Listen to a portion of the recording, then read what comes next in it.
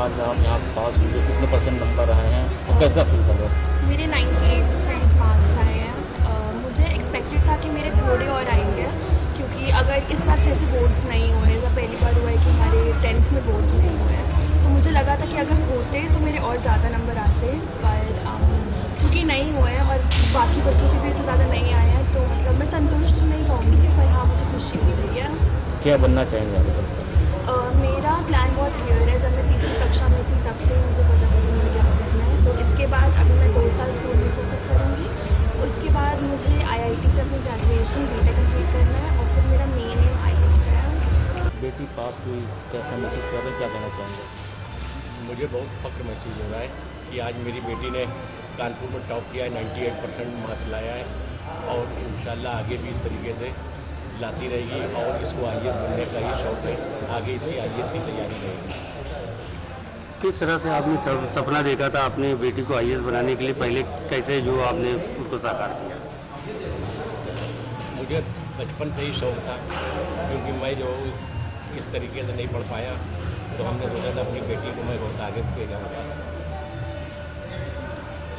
तो खुशी है? हाँ, बहुत मुझे खुशी हुई। और भी बच्चे हैं? नहीं, बस एक ही बेटी है मेरी। तो आपको लगता है कि आज आपका सपना साकार हुआ? हाँ, आज मेरा सपना साकार हुआ।